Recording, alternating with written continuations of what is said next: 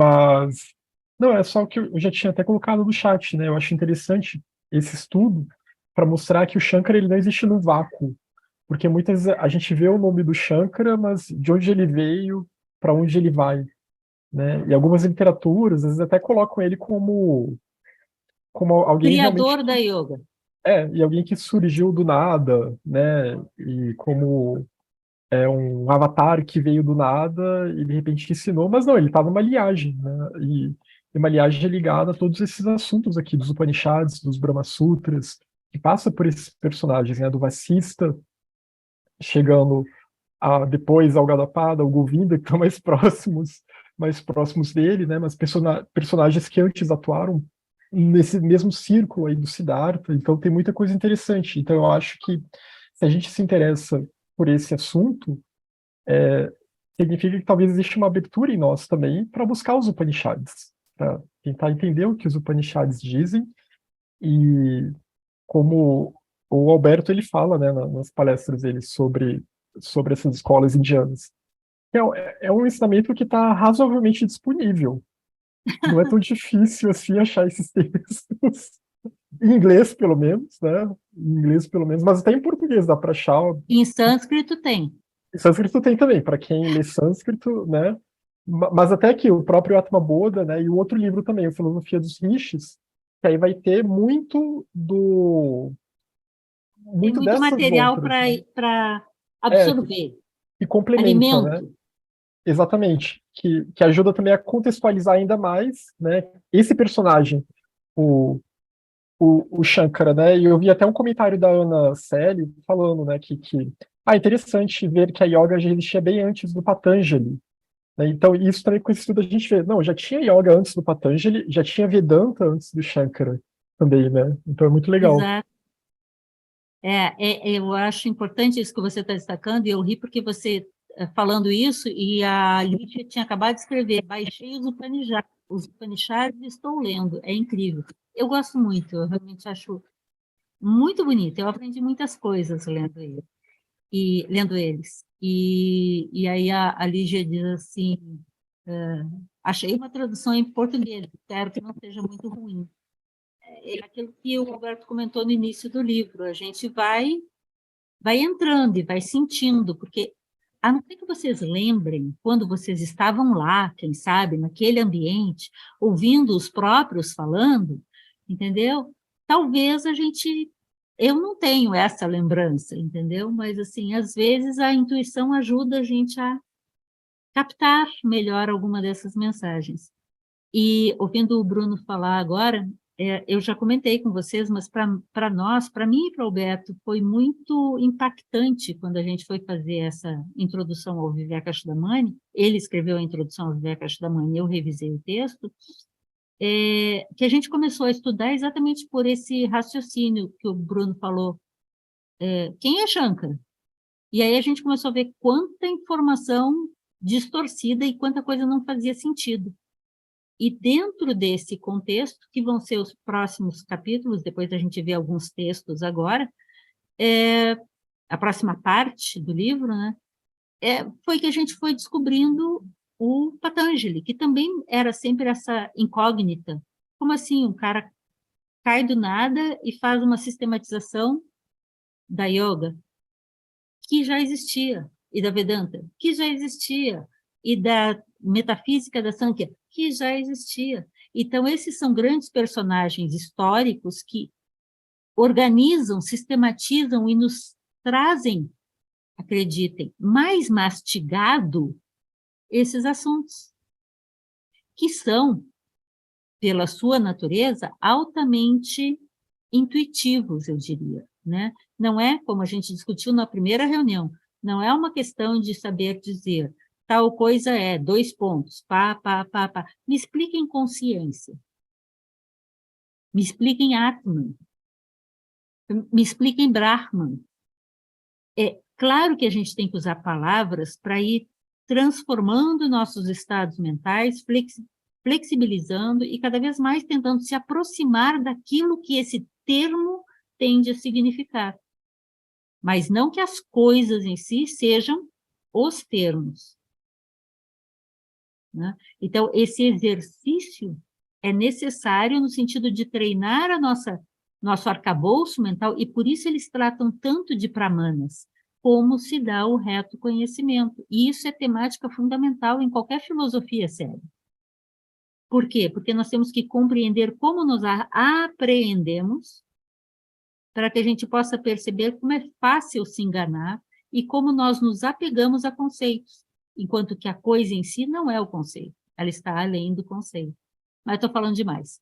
Bruno, Não só pegando o gancho, né, quando você falou que eles não caíram do céu, na Índia ninguém cai do céu, na Índia todos eles estão numa linhagem, né, então acho que é sempre a gente tentar lembrar disso quando vai estudar esses personagens dessas escolas, né, eles estão numa linhagem, então eles tiveram um guru, e para os indianos o renascimento, ou a reencarnação, se vocês preferirem chamar assim, é uma coisa muito clara, então eles têm ciência também de que esses vínculos que eles têm são vínculos do passado e que eles estão reforçando para o futuro também, né? Então, essa linhagem, ela não é só uma linhagem de, aquela pessoa que foi aluna daquela, mas também são almas, né, jivas, mentes, sei lá como a gente chama, que estão renascendo, estão reencarnando e continuando o trabalho, vida após vida.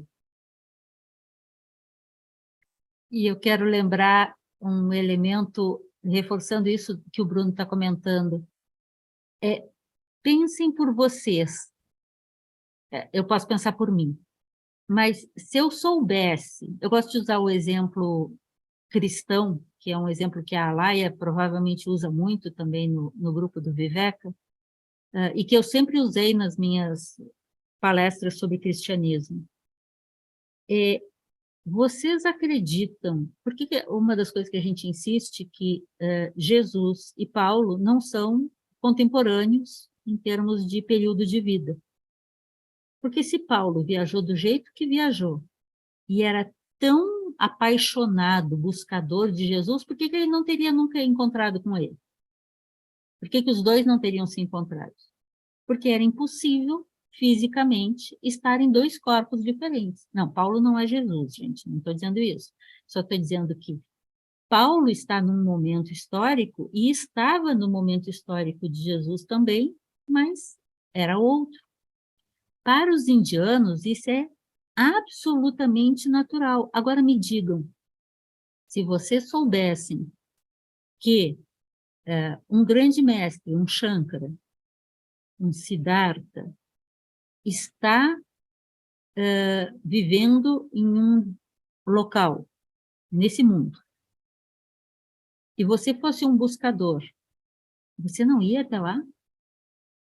Então, no momento em que esse grande ser, Siddhartha, que é o último dos Budas que a nossa humanidade teve, estava no mundo, foi assim com Jesus também. Jesus explica que quando ele veio ao mundo, um conjunto de almas que tinha vínculos kármicos com ele surgiu naquela mesma região, naquele mesmo momento. Então, vocês acham que com Siddhartha isso também não se deu? Então, deve ter sido, igual como foi o período lá dos gnósticos pós-Jesus, o período de Siddhartha, o Buda, e o período logo posterior a ele, que é esse que nós estamos falando, deve ter sido extremamente efervescente. Porque lembra quando a gente tem aquele professor maravilhoso na escola, que consegue agregar e faz o nosso olho brilhar, e todo mundo gosta de ficar ouvindo ele, porque ele provoca, ele transforma, a gente sente alguma coisa, que aquilo ali é real, e a gente fica lá e a gente vai atrás? Agora imagine um ser dessa estatura. Será que a gente não sente essa vibração, essa luz, essa transformação, essa intensidade? É claro que sim. E acredito que vocês já possam ter tido alguma vez a sorte, o benefício, o bom karma de também já ter estado próximo de uma pessoa que você percebe que vibra mais do que só as palavras. Um grande sábio, um grande instrutor. E a gente tem prazer em ouvir aquilo, mas não é aquele prazer de gostoso, não. É um sabor de sentir que aquilo me toca muito mais do que apenas palavras que eu tenho que decorar para responder na prova. Não, ele me fala de outra forma. Então, imaginem, isso eu gosto de ressaltar muito, se aquele momento de Siddhartha, século 7, 6 a 6, foi tão intenso, é óbvio que logo depois daquele momento, as coisas devem ter continuado muito intensas. Muito intensas. E quem dera, quem sabe, a gente talvez pudesse estar por lá, né? Podia ser neto da esposa do irmão do faxineiro da casa, né? Ou, às vezes, a gente não precisa dizer que a gente não era nada, de repente, a gente era até um que estava sentado aos pés do mestre lá, né? Eu não sei se vocês lembram, mas eu não lembro, tá? Mas muitas vezes a gente está aqui, às vezes, procurando esse tipo de material, e me desculpem que sou eu que estou conduzindo, porque isso nos chama, mais do que, não tenho o que fazer hoje, quinta de noite, eu vou lá ver a reunião do grupo de estudos do Lux. Não, algo chama, tem uma coisa que chama, né? E para quem gosta de Vedanta, eu espero que o livrinho chame muito, para quem gosta de Índia, esse livro vai chamar muito, que é muito bom, muito bom. Mas eu falo demais. Muito bem, falas. Mais algum comentário? Jane, eu queria fazer um comentário seguinte. Às vezes a gente acha que não tem muito vínculo com alguma tradição. Aí a gente estuda as que a gente acha que gosta mais, mas quando você, por algum motivo, toma contato, você começa a fazer relações e ganchos com o que você estudou de outras tradições, e de repente você está muito à vontade naquela tradição que você achava que não tinha nenhum vínculo.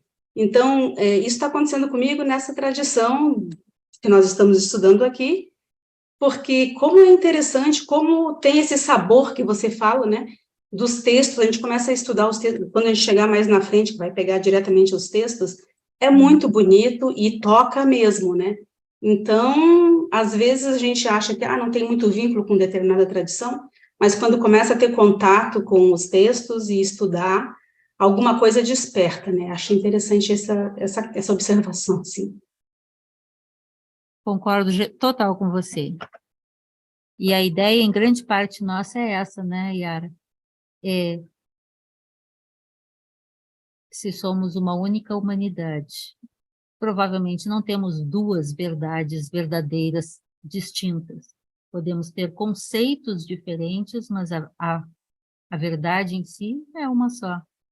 Talvez ela venha com o nome de Gnosis, ou de Brahman, ou de Atman, ou de Dhinana, e por aí vai, né? Tentar encontrar, tentar sentir isso. E eu não sei que pezinho, se eu tive um pezinho nessa tradição Vedanta, mas Shankara sempre me atraiu muito, muito mesmo. Tanto que uma das reuniões que a gente teve aqui do Lux, logo que lançou esse livro sobre o Vivekachudamani, eu digo, eu vou falar do Vivekachudamani, que é um livro grande, mas é muito agradável. Então, para a próxima reunião, eu vou pedir a vocês, da página 56 à página 59, é bem pouquinho, 56 a 59. Por quê? Porque os dois temas são os Upanishads. Então, como a gente já viu um pouco sobre Atman, Brahman, Advaita, Asparsha, Avidya, Vedanta e tudo mais, e como vários de vocês têm acesso provável a alguns dos Upanishads, e espero que tenham acesso ao livro do Atma Yoga também, eu vou pedir que vocês escolham algum ou alguns dos Upanishads e destaquem neles passagens que lembrem temáticas que a gente viu aqui da Vedanta Advaita. Digo para vocês que tem no Brihadaranyaka, no Svetasvatara, no Kata, no Isha, no Chandogya, vai ter em vários, né? No Maitri. Então, peguem alguns materiais sobre os Upanishads e Se quiserem, isso não é uma obrigação, mas é para ser um grupo de estudo. Então, verifiquem uma ou duas passagens que chamou a atenção para vocês e que tem relação com o que a gente está falando.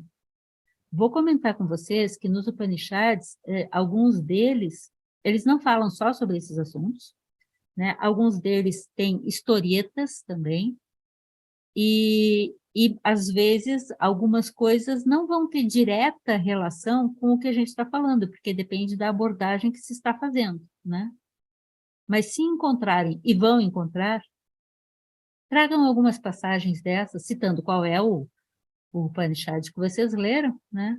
E trazendo como elementos para a gente enriquecer a nossa discussão aqui, que não seja só a Jane falando, né? Mas a gente aproveitando o material, aproveitando o material, e já que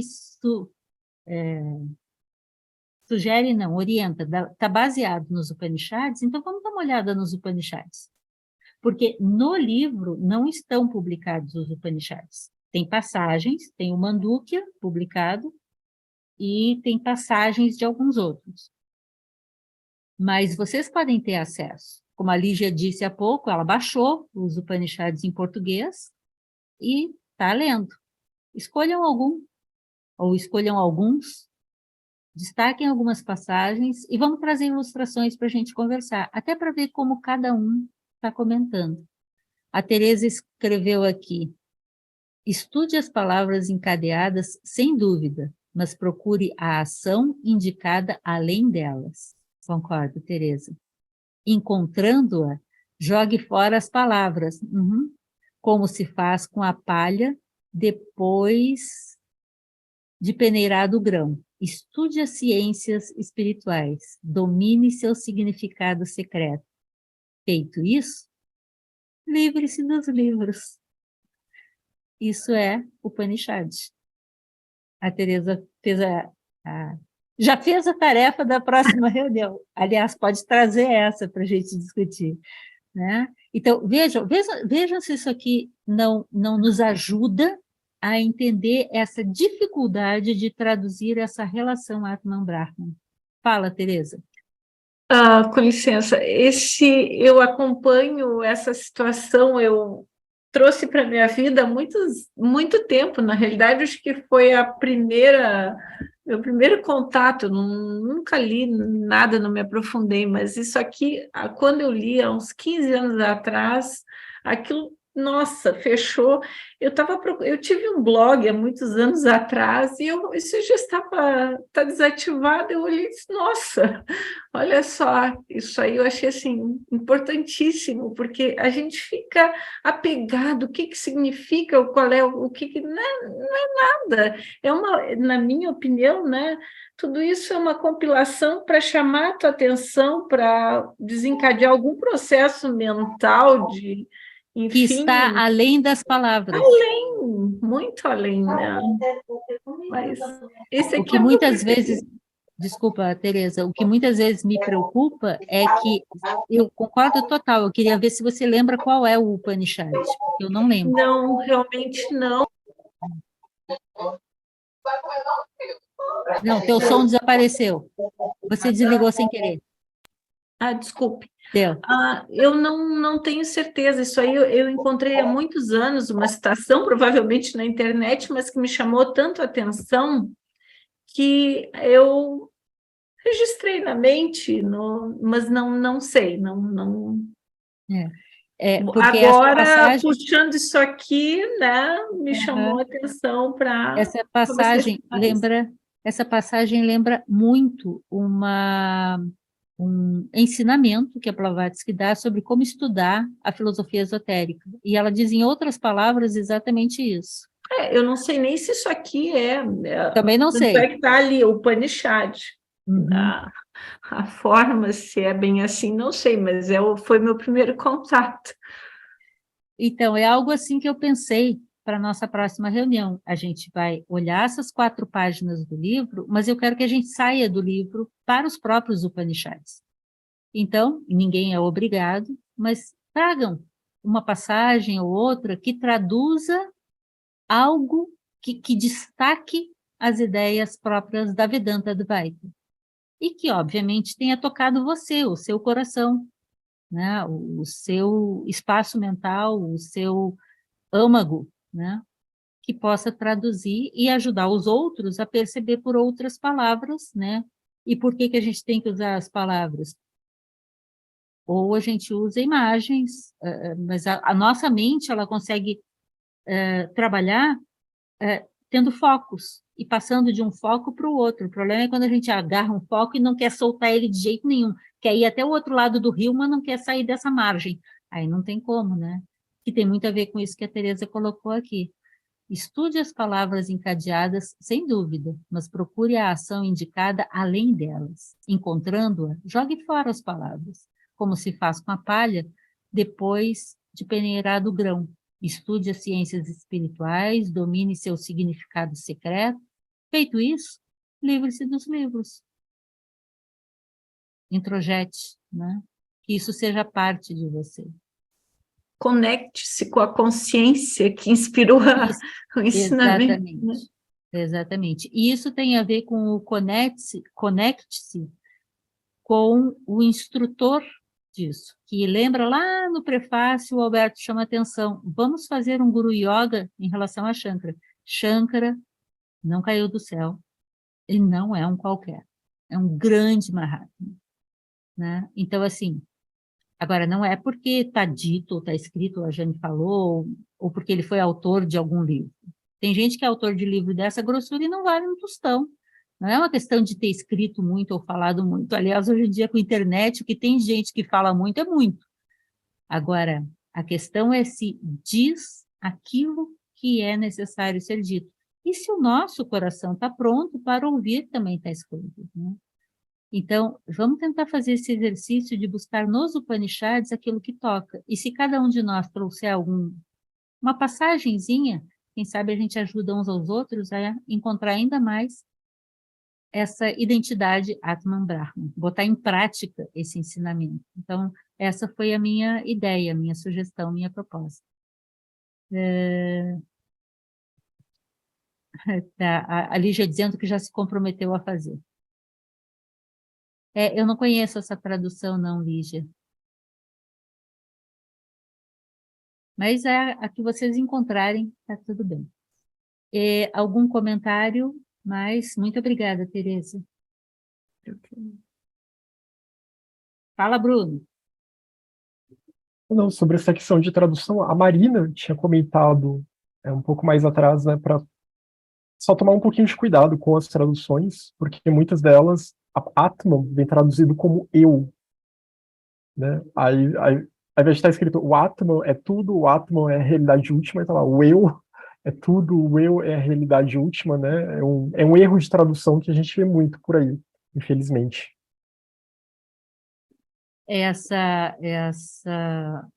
O Alberto faz esse comentário lá na introdução, né, para a gente tomar esse cuidado, inclusive. E aí, se vocês não lembram, né, é exatamente o que o Bruno está chamando a atenção. Atman foi traduzido por self foi traduzido por eu. Então, o eu e o Brahman são idênticos. E isso realmente pode levar a uma compreensão muito errônea, né?